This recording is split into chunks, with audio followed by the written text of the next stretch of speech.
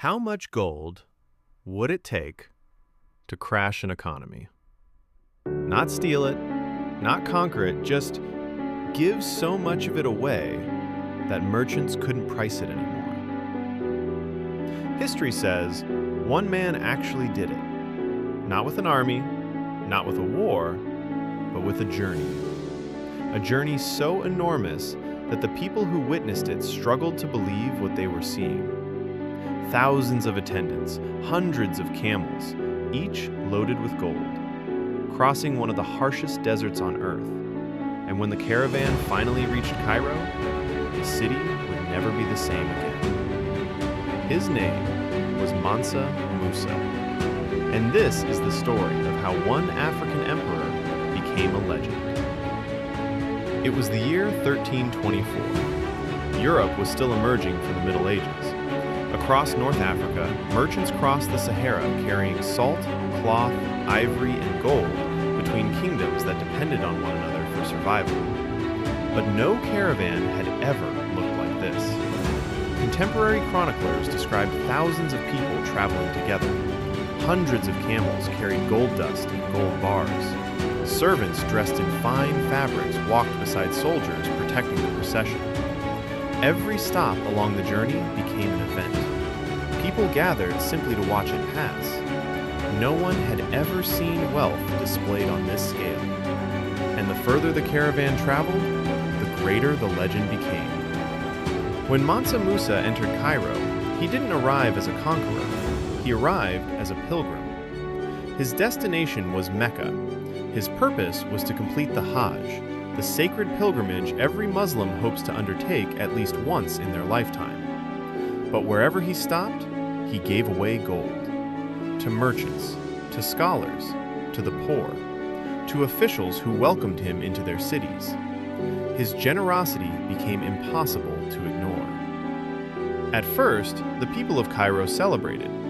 Then, something unexpected happened. Gold became so abundant that its value began to fall.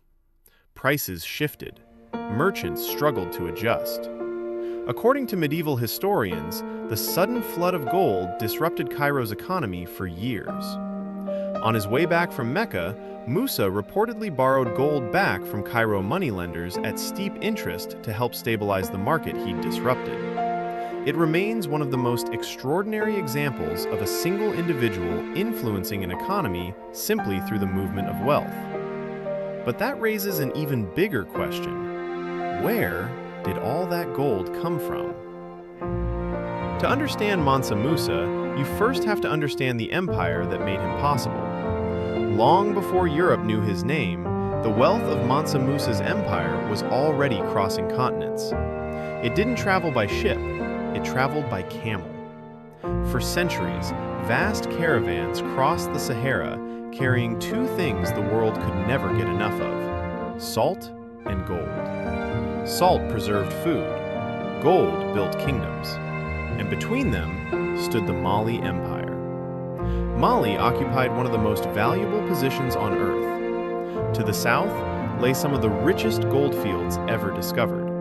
To the north, cities hungered for that gold. Every caravan passing between them crossed Mali's territory, and almost every one of them paid taxes, trade duties, market fees. The empire wasn't simply digging wealth out of the ground. It was earning wealth by controlling the roads that connected civilizations. Gold came from regions like Bambouk and Bure, where generations of miners extracted the precious metal that merchants carried north. But there was a rule. Large gold nuggets belonged to the emperor. Ordinary people could trade gold dust. The greatest discoveries belonged to the throne. It wasn't just about wealth, it was about control. And control made the empire stronger with every passing year. By the time Mansa Musa inherited the throne, he wasn't ruling a struggling kingdom. He inherited one of the most organized and prosperous empires of the medieval world. Its markets attracted merchants from thousands of miles away. Its laws protected trade. Its rulers understood something many empires never did. Wealth doesn't come from possessing resources. It comes from controlling where those resources go. So when Mansa Musa set out for Mecca, He wasn't carrying the fortune of one man. He was carrying the wealth of an empire. And the world was about to notice. But the greatest surprise wasn't the gold he carried. It was what he brought back. Mansa Musa's journey had become impossible to ignore. Every city he entered carried the same rumors. A king from the west, whose wealth seemed beyond imagination. But the pilgrimage was never about showing the world how rich he was. It was about faith. Like millions of Muslims before him, Mansa Musa had set out to perform the Hajj, the sacred journey to Mecca. Only, no one had ever made that journey like this. In Mecca, Mansa Musa entered a world larger than his own. Here were scholars from Persia, architects from Andalusia, merchants from Egypt, jurists from Arabia. For weeks, he listened, he learned, he asked questions. The pilgrimage was changing him, and soon it would change his empire. Instead of returning home with only memories, Mansa Musa brought something far more valuable: people.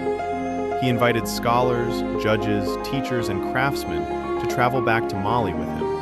Among them was the Andalusian architect Abu Ishaq al-Sahili, whose name would later become linked with some of Mali's most celebrated buildings. While historians debate exactly how much of Mali's architecture can be credited to him, his presence symbolized Mansa Musa's desire to connect his empire with the wider Islamic world. Mansa Musa wasn't simply importing talent, he was importing knowledge. When the caravan finally turned back toward West Africa, it carried far more than gold. It carried ideas, law, architecture, scholarship, connections that stretched across continents. The journey that had made Mansa Musa famous was now reshaping Mali from within. Over the years that followed, cities like Timbuktu and Gao flourished as centers of learning and trade. Mosques expanded, schools welcomed students, libraries grew. Merchants, scholars, and travelers crossed the Sahara not only for gold, but for knowledge. To much of the medieval world, Mali was no longer a distant kingdom at the edge of the map. It had become one of the great centers of the Islamic world. News of Mansa Musa's pilgrimage spread farther than he ever traveled. Years later, European mapmakers were still trying to understand the ruler whose wealth had stunned Cairo. On the famous Catalan Atlas of 1375, they drew him holding a piece of gold, seated upon a throne. For many Europeans, this was their first glimpse of an empire they had never seen, an emperor they could scarcely believe existed. But legends have a way of growing larger than the truth. Was Mansa Musa really the richest man who ever lived? Or had history turned one extraordinary journey into an impossible myth? Next, we separate the legend from the man. Today, if you search for Mansa Musa, you'll almost always find the same sentence: the richest man who ever lived. It's an incredible claim, but is it true? The honest answer is that no one knows.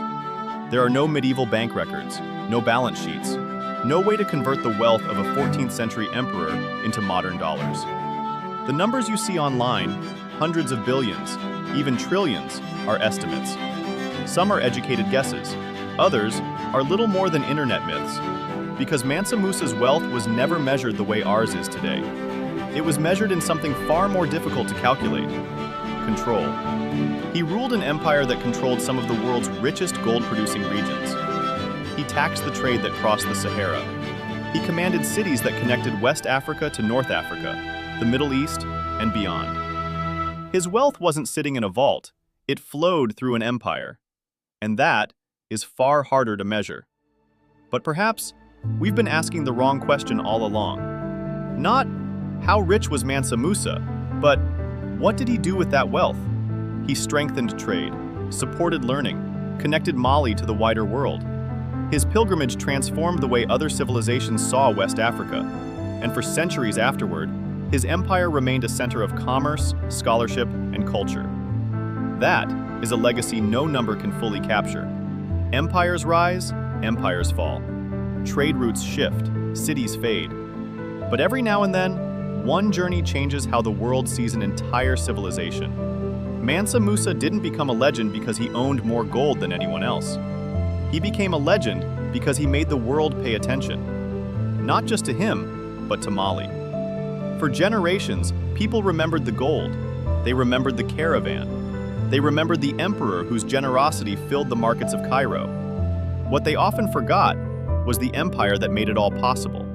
An African empire, organized, prosperous, connected to the world long before many people imagine. History isn't always lost. Sometimes it's simply waiting to be told again.